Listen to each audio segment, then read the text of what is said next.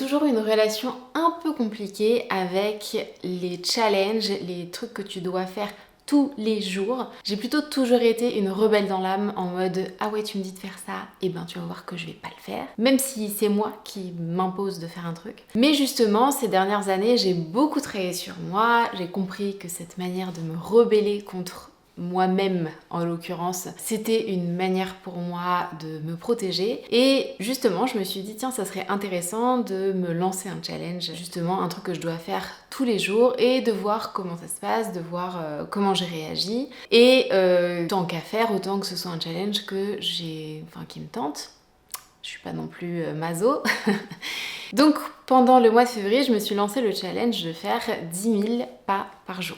Alors j'ai décidé qu'on allait se lancer un petit challenge pour le mois de février. Et nous sommes le 1er février, donc on va commencer aujourd'hui, même si il est déjà 13h, donc on n'est pas très bien parti. Dans cette vidéo, je vais revenir un petit peu sur mes attentes, sur ce qui s'est passé, sur ce que j'en retire. Et vous verrez que j'en retire des trucs à la fois liés à ces 10 000 pas par jour, mais je retire beaucoup de choses aussi dans le domaine de mon rapport à moi-même, le dépassement de soi, le fait de pouvoir compter sur moi-même. Je reviendrai sur tout ça dans la vidéo. Je vous partagerai aussi mes meilleures astuces. Voilà, j'essaierai de vous embarquer un petit peu avec moi dans le process, dans mes difficultés, ce que j'ai trouvé bien, pas bien, chiant, agréable. Et puis à la fin, je vous dirai la conclusion de tout ça. Le suspense est intenable. Donc on commence par pourquoi j'ai fait ce challenge. Comme je disais tout à l'heure, moi, me mettre un challenge, c'est-à-dire m'imposer un truc à faire au quotidien, ça a toujours été la meilleure manière pour moi d'échouer, de ne pas le faire. C'est-à-dire que même si je me mettais un objectif que j'aimais, que moi j'avais choisi, que je savais qui était bon pour ma santé, bien pour mon bien-être, tout ce que tu veux, c'est comme s'il suffisait que je me mette cet objectif pour que je fasse absolument tout, sauf ça, le lendemain. Clairement, c'était de l'auto-sabotage et comme je le disais, donc j'ai beaucoup travaillé sur moi ces dernières années et clairement, s'il y a quelques années, me mettre un objectif, c'était la garantie pour moi de rentrer dans un cercle vicieux où dès que je cochais pas un jour, j'allais être dans la culpabilité, j'allais m'en vouloir, j'allais me parler hyper mal, j'allais me considérer comme une moins que rien parce que j'avais pas réussi. Aujourd'hui, me fixer un objectif, c'est devenu un plaisir, quelque chose de challengeant, d'excitant, de difficile aussi, mais d'hyper positif. Et c'est pas trop quelque chose que j'ai partagé ici sur cette chaîne, donc voilà, j'avais envie de parler un peu plus de ça. Donc voilà, ça c'était sur la partie un peu mindset. Et après sur le challenge en lui-même, les 10 000 pas par jour, bah en gros c'est simple, je travaille chez moi tous les jours, donc je suis hyper sédentaire, je travaille chez moi en plus de mon bureau, sur mon ordinateur ou devant ma caméra, mais vous voyez bien que je suis assise. Donc clairement je suis assise toute la journée. Mon fils il va chez la nounou qui est à 1 minute, montre en main. Donc clairement ça me fait pas marcher des masses. En gros il n'y a pas plus sédentaire que moi. Donc j'ai vraiment commencé à ressentir un espèce de ras-le-bol de ce mode de vie là quoi. Donc évidemment je marche de temps en temps. En plus j'ai pris un peu l'habitude d'aller faire des marches et tout ça régulièrement. Mais là, j'avoue qu'avec l'automne, l'hiver, j'étais pas hyper motivée. Et puis, au-delà de ça, je marchais, mais pas pendant hyper longtemps, quoi. Donc, je ne marchais pas beaucoup. Et je sais pas, il y avait comme cette sensation de... Mais en fait, tu n'es plus un être humain. Je sais pas comment vous expliquer, mais j'avais vraiment cette sensation de ne pas être un humain, de ne pas utiliser mon corps de manière normale quoi. On est censé bouger quand même un minimum. Donc voilà, c'est vraiment dans cette optique d'être un être humain, de redevenir un être humain que j'ai choisi ce challenge. C'est quoi les conditions du challenge? En gros, c'est faire 10 000 pas par jour. Alors, je sais évidemment que 10 000 pas par jour, ce n'est pas le saint graal. Je sais qu'on a beaucoup répété ce chiffre-là en disant que marcher 10 000 pas par jour, c'était le meilleur moyen de rester en forme, de rester en bonne santé, tout ça. Je suis pas du tout en train de vous dire ça là aujourd'hui, je sais très bien que 10 000 pas par jour, ça convient à certaines personnes, ça convient pas du tout à d'autres. Évidemment, ce challenge, il est pas du tout là pour vous dire il faut faire 10 000 pas par jour. C'est juste que j'ai pris ce chiffre parce que ça me semblait pour moi assez challengeant, mais tout de même faisable.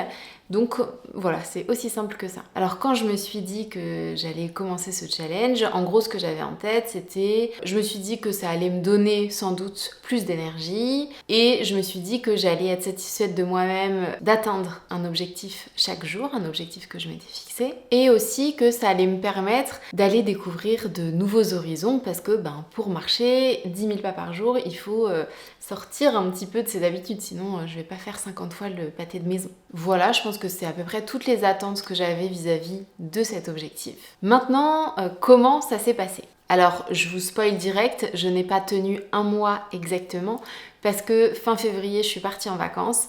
Donc, avec l'avion, avec les vacances, clairement, qui étaient des vacances au soleil, à la piscine, je n'ai pas du tout marché 10 000 pas par jour. Mais pour être honnête, mon but, c'était pas tant la durée du truc, si ce n'est que c'était plutôt de me tenir à un truc au quotidien. Et ça, je l'ai fait donc jusqu'à ce que je parte en vacances, donc du 1er février au 26 février, un truc comme ça. Donc, je suis hyper contente de moi. Pour revenir à comment ça s'est passé, alors, globalement, j'ai trouvé ça faisable. Le résultat est hyper positif. Et clairement, si c'est un challenge qui vous tente, je peux que vous encourager à le faire parce que j'ai tiré vraiment des bénéfices à marcher ces 10 000 pas par jour. Le premier bienfait que j'ai ressenti, c'était de ressentir l'excitation d'avoir un objectif à atteindre qui était à la fois challengeant et faisable. C'est-à-dire que je pense que c'est important de prendre un objectif qui te paraît faisable ou genre t'es excité de le faire et à la fois un peu compliqué parce que ça te pousse à aller chercher des trucs que t'as pas l'habitude de faire. Tu vas organiser ta journée un peu différemment de d'habitude parce que c'est complètement nouveau et ça te pousse un petit peu hors de ta zone de confort. Tu sais, j'ai l'impression que je vais accoucher, tu vois, c'est ce genre de douleur quoi. Donc il me reste 3000 pas. Ok. Donc là normalement ton cerveau il te dit est-ce qu'on les fait est-ce qu'on les reporte à demain? Mais du coup, la vidéo, elle peut plus s'appeler 10 000 pas par jour. Genre, elle s'appellera... Ah là là, non mais clairement là, il est 21h45. On peut déjà faire le compte de mes erreurs. Ne pas marcher la journée. Voilà, c'est simple. J'étais concentrée sur mon travail, sur les trucs que je devais faire en me disant je vais faire après, je vais sortir après, je vais sortir après. Terrible idée. Parce qu'en fait, tu peux toujours tout reporter. Et au final, après, tu te retrouves comme un con à 21h30. Donc, non, clairement, là, les autres jours, je pense que je vais, dès le matin, faire des pas, essayer de couper ma journée de manière plus régulière. Parce que là, bon, déjà, même si j'avais pas mal, il est 21h45, t'as pas envie de faire 3000 pas à 21h45. Et là, en plus, j'ai mal au ventre. Je sais pas, il y a un truc que j'ai pas digéré. Et je reviens du sport, c'était dur. Je pense que là, je vais continuer avec le stepper.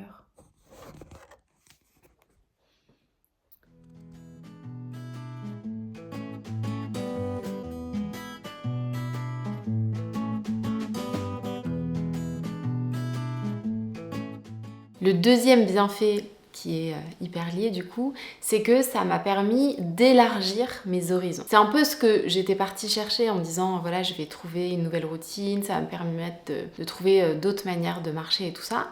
Et en fait, j'ai trouvé d'autres manières de marcher que ma petite balade au parc que j'avais l'habitude de faire. Mais plus que ça, finalement, ça m'a permis de découvrir des nouveaux endroits où marcher, mais aussi où aller. Typiquement, là, je me suis inscrite à une nouvelle salle de sport. Il faut savoir que j'habite dans cet appartement depuis 3 ans et j'étais persuadée que cette salle de sport dont je parle, elle était hyper loin. Et donc, à chaque fois que je l'envisageais, Bah j'envisageais même pas parce que dans ma tête je me disais ah flemme, va falloir que j'aille en voiture, pour me garer ça va être trop galère. Du coup je l'avais complètement zappé des possibilités quoi. Et en fait, là en marchant, je me suis rendu compte à quel point elle était à 15 minutes à pied de chez moi. Ce n'est pas du tout loin. En fait, j'étais en train de me faire une réflexion parce que là je suis en train d'arriver à ma salle de sport et en fait je me rends compte à quel point elle est pas loin de chez moi. Je sais pas, il y a eu un bug dans mon cerveau clairement et là je suis en train de me rendre compte du bug et c'est un peu étrange. Je me dis mais qu'est-ce qui s'est passé en fait? Et à la fois je me dis ben trop cool, vraiment. C'est comme si je retrouvais de la liberté. Et en fait, je me suis dit, mais c'est incroyable parce que j'ai passé 3 ans à ne pas considérer cette partie qui est à côté de chez moi en me disant que c'était trop loin. Et en fait, bah, maintenant, j'y vais presque tous les jours à pied. Et j'adore, en fait, j'adore, j'ai l'impression de me sentir vivante, d'apprivoiser mon quartier, d'apprivoiser chez moi, en fait, les alentours de chez moi.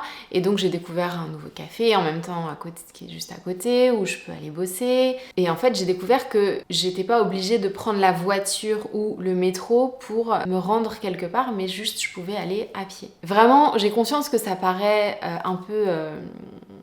con, genre vous allez me dire mais pourquoi t'as pas pensé à ça avant? Écoutez, je ne sais pas. Je pense que ce qui a beaucoup joué c'est que en fait on a débarqué dans cet appart en plein confinement et donc on bougeait pas. Après on a eu notre fils donc on était vachement, on prenait vachement la voiture. Voilà, ça a vraiment bouleversé notre manière de vivre. Là où avant quand j'étais à Paris, je faisais tout à pied et tout ça. Et du coup je sais pas, je me suis enfermée dans un truc où j'avais l'impression de devoir prendre le métro ou prendre la voiture pour faire des choses. Et là, le fait de me lancer ce challenge, ça m'a permis juste d'accéder à des choses auxquelles je n'avais pas accès avant, mais que je m'empêchais toute seule de voir quoi. C'est vraiment, voilà, élargir son horizon, c'est la meilleure manière de décrire ce bénéfice. Et du coup, ça me donne juste envie de continuer de découvrir ce à quoi j'ai accès à pied, tout autour de chez moi quoi. Donc j'ai complètement bouleversé ma routine que j'avais et ce qui est venu d'un objectif de faire 10 000 pas par jour a résulté en une nouvelle routine entièrement quoi, de mon quotidien. Ça revient à mon 3e bénéfice dont je voulais parler, qui est en gros voir tous les bénéfices que peuvent apporter le fait de se fixer des nouveaux objectifs. Comme je vous le disais en intro, moi me fixer des objectifs, pendant longtemps ça a été vraiment en mode limite punition. Si je me fixais des objectifs, c'est qu'en fait je faisais mal avant et que là enfin j'allais devenir une bonne personne, que grâce à cet objectif j'allais être une meilleure version de moi-même, mais vraiment avec cette idée que en fait avant je faisais mal. Et du coup c'était hyper néfaste parce que il y avait beaucoup de culpabilité, je me renvoyais une image hyper négative de moi-même et tout ce que je voyais c'était les moments où j'allais pas, les moments où je cochais pas cette case-là du challenge que je me mettais, de l'objectif que je m'étais imposé. Et du coup, ça finissait toujours en mode non, mais en fait, j'ai encore raté, j'ai encore pas atteint mon challenge. Et je suis restée un petit peu avec cette mentalité-là en me disant non, mais en fait, te fixer des objectifs, c'est comme les résolutions du 1er janvier, ça fonctionne pas, on rate toujours, donc les objectifs, c'est pas pour moi et c'est même néfaste pour moi. Sauf qu'en réalité, le problème ici, il n'était pas dans le fait de se fixer des objectifs. Le problème, il était plutôt dans l'intention avec laquelle je me mettais des objectifs. Autrefois, mon intention, elle était de dénigrer la personne que j'étais et de me mettre des objectifs pour enfin être une bonne personne. Alors que là, aujourd'hui, mon intention derrière cet objectif, c'était la curiosité, c'est le challenge, l'excitation, mais vraiment la curiosité. Si je devais choisir un seul mot, c'est ça, la curiosité de savoir comment je vais gérer les choses, qu'est-ce que je vais découvrir. Et en fait, ça change tout, ça change absolument tout, parce que, comme je vous disais tout à l'heure, il y avait vraiment cette excitation au quotidien de voir où cet objectif allait me mener. Et finalement, au-delà même de la fierté d'atteindre ces objectifs, ça aurait pu être un bienfait. Et si, je vais dire que c'est un bienfait aussi, donc un 4e bienfait, si je me trompe pas, qui est de voilà, la fierté d'avoir atteint ses objectifs chaque jour, de me dire punaise, j'ai coché la case, bravo Eliane. En réalité, je pense que ce qui surpasse ça, c'est vraiment la curiosité, les découvertes que m'apporte cet objectif-là, le fait d'atteindre ces objectifs-là. Donc vraiment ça, je suis trop contente. Le 5e et dernier, je pense, bénéfice que j'ai ressenti avec ce challenge, c'est le dépassement de soi. Le fait de me sentir capable de tenir mes objectifs, le fait d'aller au-delà de mes limites. Alors, c'est un petit challenge. Voilà, c'était pas non plus intense, mais quand c'est quelque chose de quotidien, pour vous partager un petit peu moi, mon histoire, j'avais toujours tendance à me dire, et c'est là où intervient un peu l'auto-sabotage, j'avais toujours tendance à me dire, ok, je me suis dit, je vais faire ça pendant 1 mois, mais c'est pas grave si je rate un jour, c'est pas grave si je suis à 9500 pas alors que j'ai dit que je faisais 10 000 pas, on n'est pas à ça près, c'est pas ça qui compte, bla bla bla. C'est vrai que c'est pas ça qui compte. Personne, il va rien se passer si j'atteins pas cet objectif-là. Et vraiment, le but, c'est pas du tout de rentrer dans la culpabilité de j'ai pas réussi, non, non, non, non. Je rappelle que vraiment, mon intention avec ce challenge, c'était la curiosité, le challenge et tout ça. Mais là, le fait de me dire non, tu t'es dit que t'allais faire 10 000 pas, ça va être difficile, mais ça va le faire. Tu vas réussir à le faire et t'as les ressources pour le faire et c'est ok. Et vraiment, cette manière de me parler, j'ai envie de pleurer tellement c'est quelque chose que j'ai jamais fait dans ma jeunesse, parce que c'est en fait les fois où j'ai dû me motiver, ça a toujours été dans la contrainte, dans la punition de en gros si tu veux tu peux, allez, si tu arrives pas, t'es vraiment nul, regarde tout le monde arrive à le faire, pourquoi pas toi, mais vraiment dans un truc un peu négatif en fait. Alors que là, je me suis vue me parler de la même manière qu'un parent parlerait à son enfant en mode tu vas y arriver. J'ai confiance en toi, ça va le faire. Je sais que c'est dur, mais ça va le faire. Je suis hyper fière en fait de cette avancée-là, qui est minime hein, de l'extérieur, mais voilà, dans mon ressenti, c'est un changement énorme. Parce que ce changement-là, il change tout dans ma manière d'appréhender les objectifs, dans ma manière d'interagir avec moi-même, où là je suis vraiment en train de me prendre la main en mode tu vas réussir. Donc ça c'est vraiment le dernier bénéfice que j'ai vu, parce que du coup je me suis retrouvée le soir à faire du stepper pour finir mes pas. Bref, c'était assez drôle.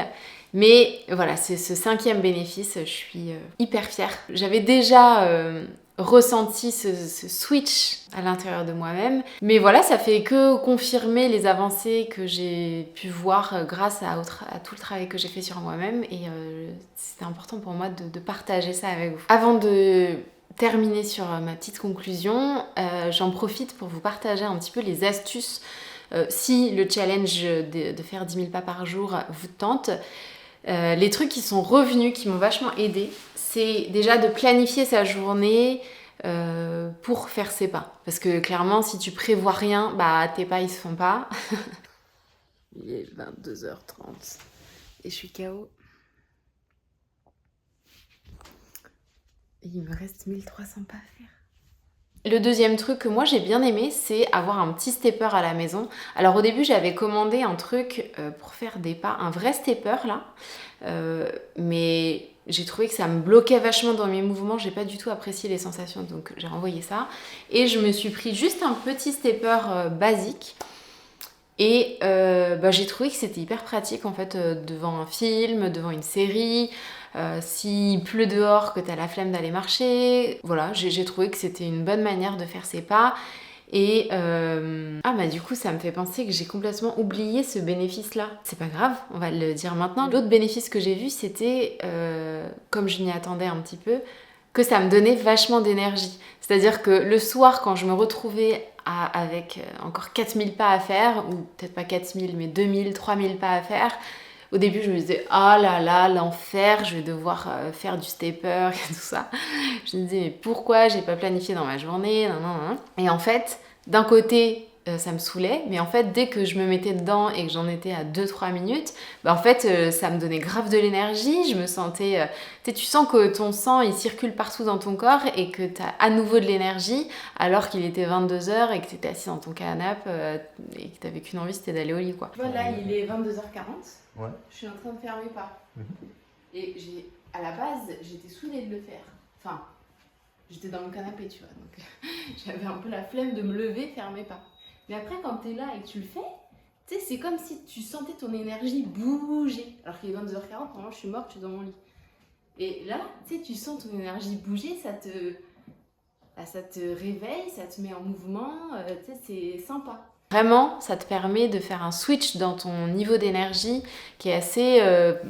incroyable parce que c'est hyper simple et la différence elle est hyper notable, donc le rapport facilité et gain il est incroyable. Une autre astuce c'est de monter les escaliers. Moi j'habite au 7e étage donc clairement les escaliers ça se monte, voilà c'est gratuit. Et c'est marrant parce que j'ai pas du tout l'habitude de monter les escaliers, enfin il y a un ascenseur, voilà, j'avais jamais pris les escaliers je pense. Et en fait depuis que je me suis souvenue qu'il y avait des escaliers et qu'on pouvait les monter, bah je les monte régulièrement, alors pas à chaque fois, mais je les monte régulièrement, même si ça ne me fait pas beaucoup plus de pas sur ma montre, j'ai regardé, c'est pas incroyable. Bah en fait physiquement c'est agréable, j'ai l'impression que je sens davantage mon corps, j'ai l'impression d'avoir un peu de dénivelé parce que clairement chez nous il n'y a pas de dénivelé du tout. Dans mon objectif d'être davantage un être humain, je trouve que c'est un bon outil. Et le dernier truc que j'ai noté dans les conseils pour marcher davantage, c'est d'avoir du soleil. Voilà, c'est con, mais clairement, ça change beaucoup de choses. Hein. Franchement, c'est tellement agréable d'aller marcher quand il y a du soleil que bah, forcément, c'est beaucoup plus simple. Quel soleil magnifique. Il n'y a pas à dire, c'est facile de faire ses pas quand il fait beau comme ça. C'est un bonheur. Et c'est vrai que j'étais en train de me dire que finalement, cet objectif des 10 000 pas, il était plus facilement atteignable quand il faisait beau, quand on était dans des périodes voilà, où c'était agréable de sortir. Parce qu'en fait, naturellement, tu as envie de profiter, de prendre le soleil, de sentir un peu la chaleur. Parce que là, même si on est en février, alors le matin, il caille de ouf, mais franchement, la journée, quand le soleil il est en face de toi, waouh, c'est un bonheur. Je crois que c'est tout pour cette vidéo, qui est bien plus longue que ce que j'avais en tête. Dites-moi ce que vous avez pensé de cette vidéo. Est-ce que c'est un challenge qui vous tente de faire voilà, 10 000 pas par jour, 8 000 pas par jour, ce que vous voulez? Est-ce que au-delà du côté challenge, est-ce que cette idée justement de se mettre un challenge, peu importe ce qu'il est que ça vous stresse? Est-ce que ça vous excite?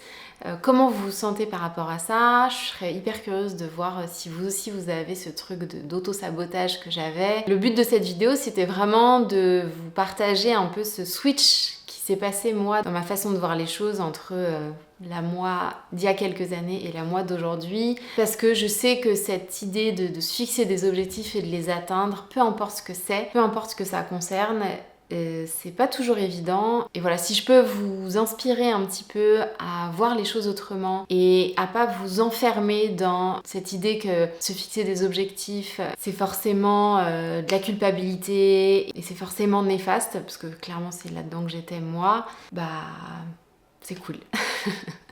Ah oui, et du coup pour finir quand même, clairement cette idée de 10 000 pas par jour, moi je vais continuer à l'implémenter, d'autant que bon là on arrive au mois de mars. Alors il n'y a pas beaucoup de signes de printemps, mais j'ose espérer qu'il va arriver un jour. Donc clairement moi je vais continuer. Hier d'ailleurs sans faire gaffe, je me rends compte que j'ai fait 10 000 pas par jour. Donc voilà, je continue et ça fait clairement partie de ma routine aujourd'hui. Et c'est plus un challenge, mais ça fait complètement partie de ma routine et je suis hyper contente de m'être lancé ce challenge. Dites-moi d'ailleurs si vous avez des idées de challenge à faire pour d'autres mois. Je sais pas si je vais en refaire là sur cette chaîne, mais why not? On verra. En tout cas, voilà, merci beaucoup d'avoir regardé cette vidéo jusqu'au bout et je vous dis à très vite pour une prochaine vidéo.